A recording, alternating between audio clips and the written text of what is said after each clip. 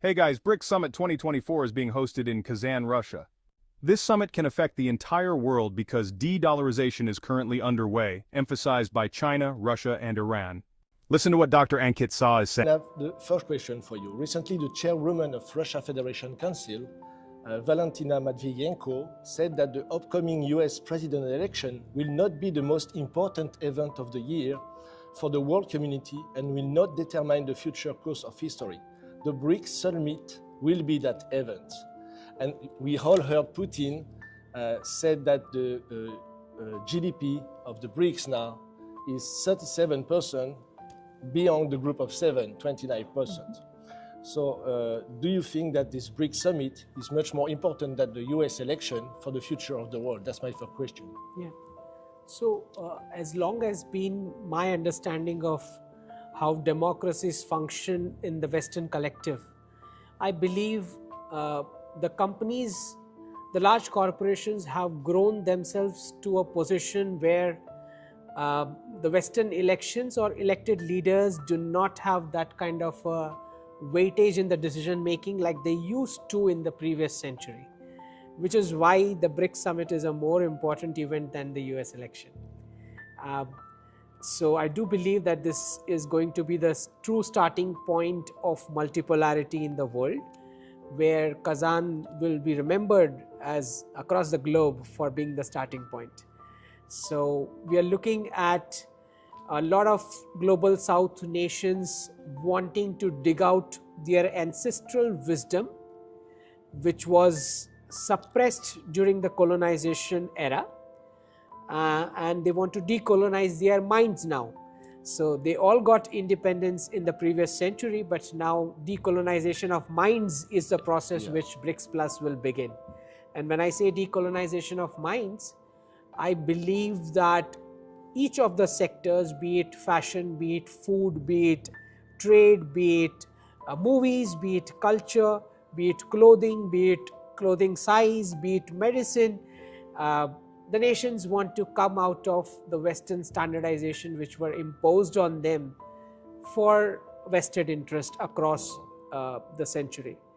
So this decolonization of minds is the process whereby each of the nations would want their own ancestral wisdom, defining the new standards for these sectors. Thank you. The second question, Elgad Sepp-Larouche, the president of the Schiller Institute, organized every week an international peace coalition who gathered a lot of eminent personality from the world to discuss peace. And she said that we have to overcome geopolitics, to not have the bloc of NATO on one side and the bloc of the BRICS on the other side, because it will not avoid the potential danger of world war today, because we have a potential danger of world war because of the NATO policy in the world. Well, I'd like to take you to the geopolitical principle on which India functions. India is an odd one out story in terms of geopolitics. Our principles come from dharma, not from religion. So all those countries who define their geopolitics based on religion, they come from the Abrahamic thought process of othering, believers versus non-believers, which is why geopolitics has turned into two blocks.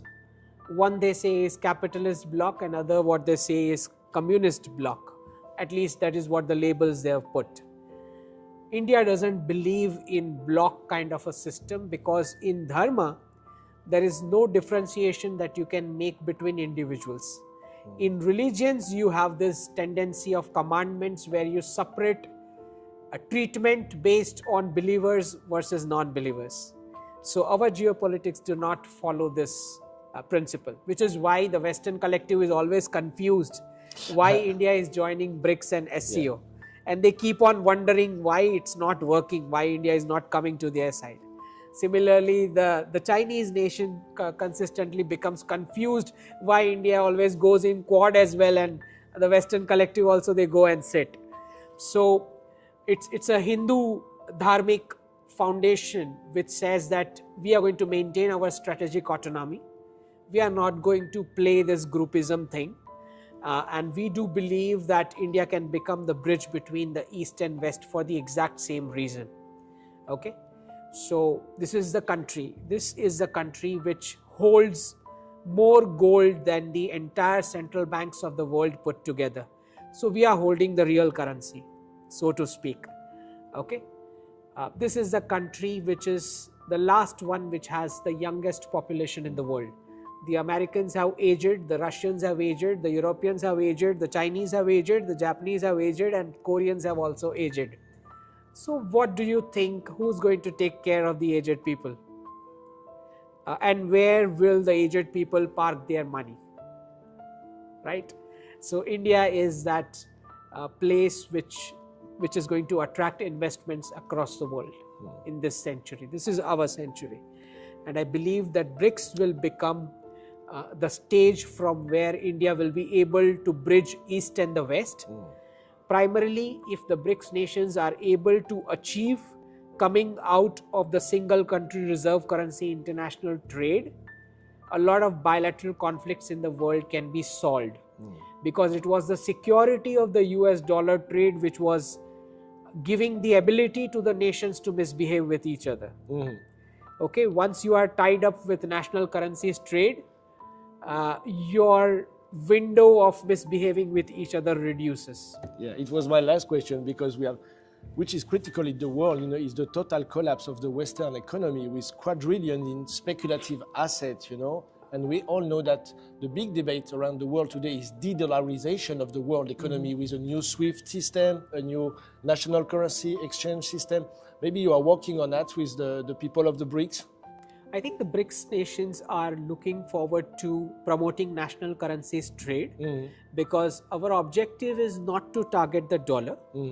The objective is to promote national currencies because we want to see strength in our own national currencies. What has happened across after the Second World War is we saw unipolar single country reserve currency international trade dominating, whereby one block of nation was just printing the currency.